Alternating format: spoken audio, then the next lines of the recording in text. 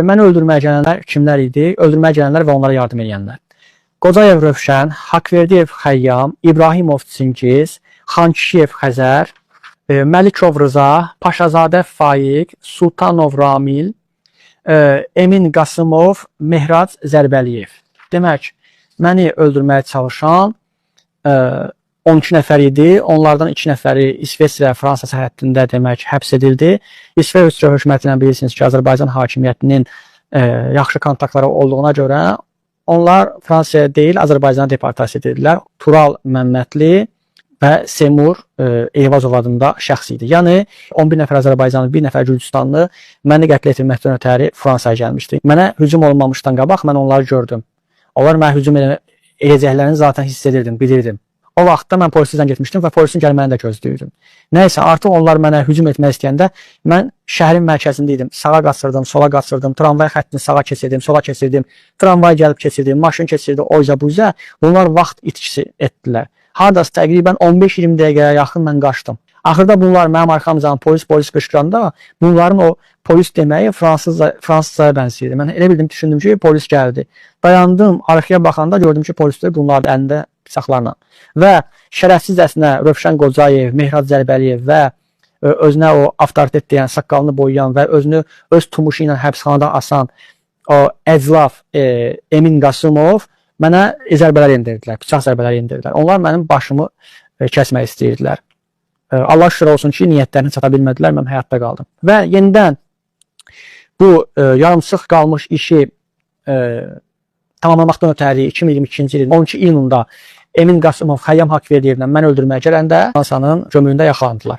Onların maşından silah çıxdı, mənim adresim çıxdı, mənim ekran rəsmlərim çıxdı və Eminlə gələn ucu artıq bir nəfərə hökm verilib, Xəyyam Haqverdiyevə 10 il müddətinə Fransa azadlıqdan məhrum edilib və həyatının sonuna qədər heç vaxt Fransaya daxil ola bilməyəcək qadağa qoyulub.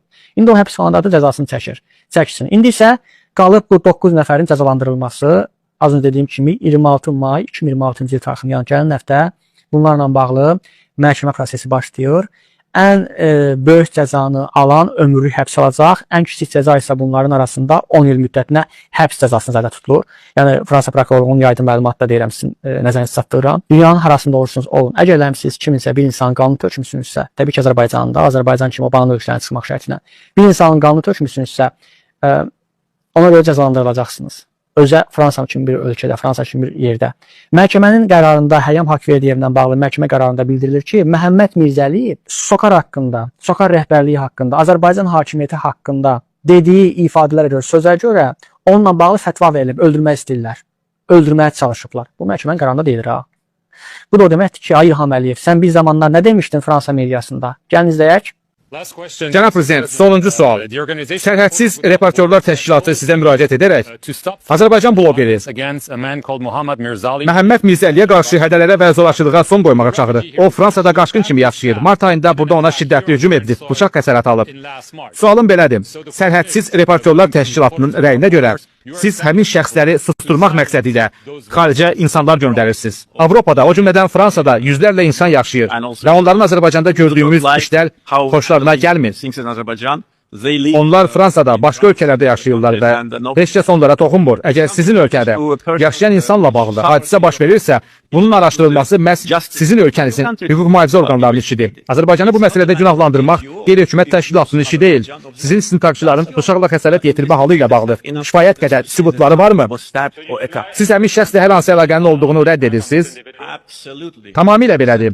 100% rədd edirəm. Hər hansı sübut, araşdırma olmadan və kimin hansı cinayəti törətdiyini müəyyən etmədən bütün ittihamlar tamamilə əsassızdır və qərəzlidir. Gördünüz, İlham Əliyev deyirdi ki, Fransa istintaqı araşdırsın, tapsın. Fransa istintaqı araşdırdı, tapdı, bildirdi ki, bu cinayətin arxasındakı sən oğraş İlham Əliyevsən, sən biqiriyyət İlham Əliyevsən, sən arvadından xəbərsiz İlham Əliyevsən, sən arvadından xəbərsiz Adil Əliyevsən və digərlərsiniz. Və əlim yaxınızdadır. Bu gün də olmasa 3 ildən sonra, 5 ildən sonra nə vaxt İlham Əliyev sənin cəzalandırılmağı mən nail olacam. Azərbaycan xalqı sənin Azərbaycanda tutarlar, başva eləyərlər, ağzıva verərlər, o formada cəzanı verərlər, çox gözəl. Azərbaycan xalqı elə versin. Amma bir günlərim sənin mənə vurduğun zərəri rəsmiləşdirib səndən və sənin ailəndən alacağam. Ay gözü ilə görən oğraş Adil Əliyev, ay gözü ilə görən oğraş İlham Əliyev.